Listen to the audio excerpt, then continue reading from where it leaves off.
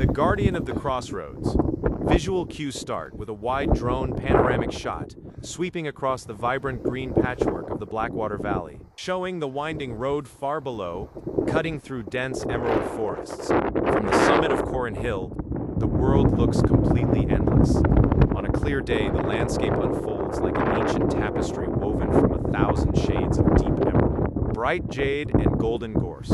Looking out from this high perch, you can trace the spine of distant mountain ranges, carving paths through the clouds, while row after row of massive wind turbines spin lazily on the horizon, their giant white blades looking like silver toy windmills from this height. Down in the valley, the world moves in miniature. The bustling roads look like thin gray ribbons, and the cars traveling along them move so slowly they resemble tiny, metallic beetles tracking through a forest of moss.